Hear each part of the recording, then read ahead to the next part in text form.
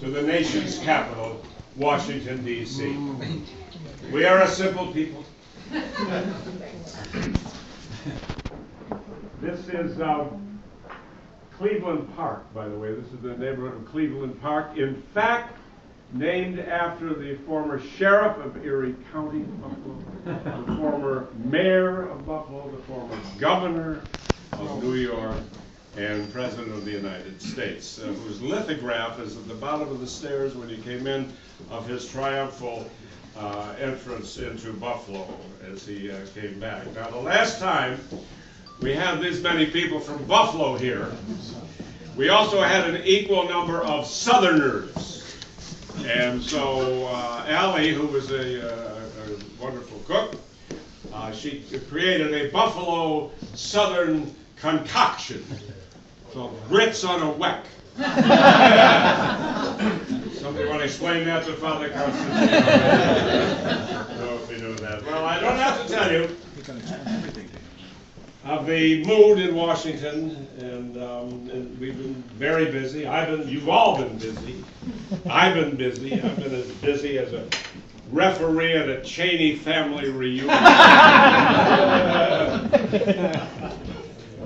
But the mood in Washington, what can I say? It is not good. The president is low in the polls. The Congress is deadlocked like they were, for example, last spring. They were so gridlocked they wanted to commemorate the holiday Cinco de Mayo. They could not agree on a date. The mood is such, depressing, somber, gloomy, that we have to look to the mayor of Toronto for comedy relief. I'm of the class of 1950. 1950. My parents had a hard time with the annual tuition of $125 a year.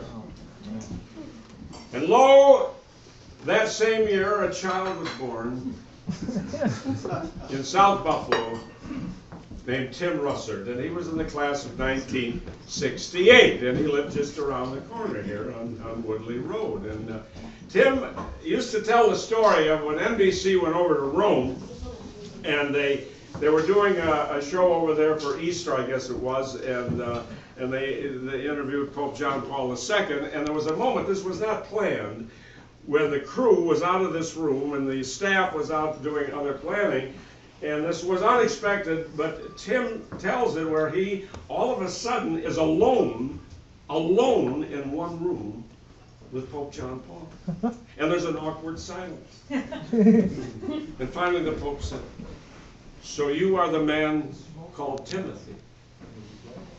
And Tim said, "Yes, Your Holiness, but standing here alone in a room with you, I pale in insignificance." And the Pope said, "Right." So Tim and I would run into each other from time to time, and we talk about connections. We were far apart. We had mandatory 4 years of Latin. And we would talk about this, and he'd come over to the Shoreham Hotel where I was doing my thing. And I remember one time we said, "What good did the Latin do for us?" Well, Tim had a law degree. But, comedian. The classical curriculum and the Latin would prepare men for the priesthood and the law and medicine and lobbying, money laundering, bribery and conspiracy. Well, but in my case, as a political satirist, the only Latin that did me any good were the phrases nolo contendere and quid pro quo. That was it. Now, we were the first class to go all 4 years on Delaware Avenue. The Jesuits had acquired this Masonic temple. It was in a consistory. And my father used to joke, he said, before the Jesuits move into that Masonic temple, they're going to have to spray it down with 8,000 gallons of holy water. The old school was down on Washington Street, and it was a decrepit old building built in 1875, I think it was. And they had this basketball court. It was the craziest thing because there were these pillars, and they were a little too far in, and for decades during the games, these guys had to dribble around the pillars for decades. When they tore the building down, they discovered that the pillars were only decorative. They supported nothing. There's a wing on the new high school there. There's an extension. Nobody believes me when I tell them that it was added on. It was the greatest bit of architectural match I ever did. The stones are identical. Identical. That was new. That was built during my freshman year.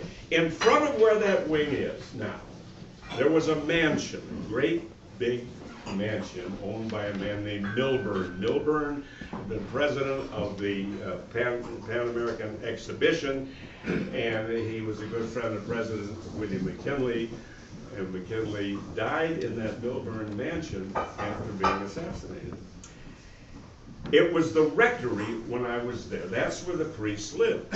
And from your classroom, you could look down on the driveway in the back, and you could see every morning the Iroquois beer truck would pull up and leave 2 or 3 cases of beer, and then a few minutes later, the dairy truck pulled up and a little bottle of cream.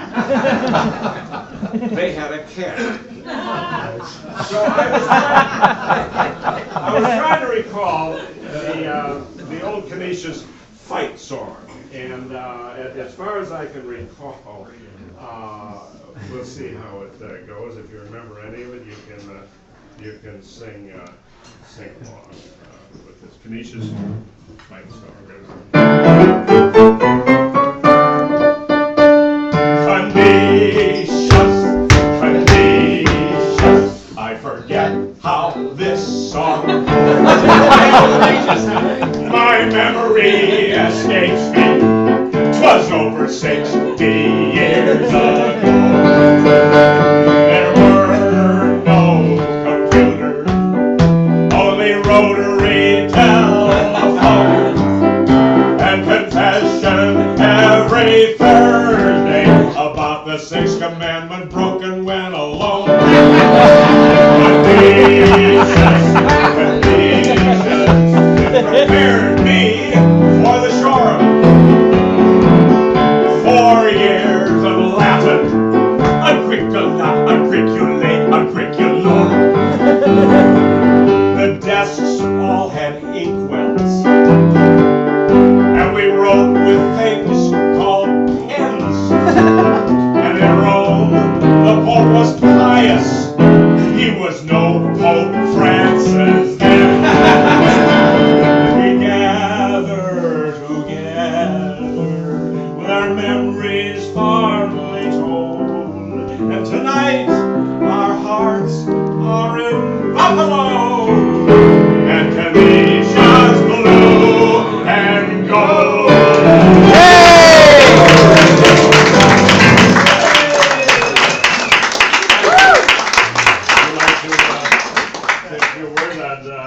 Father Constantine to come up here and forgive me, and have a little class.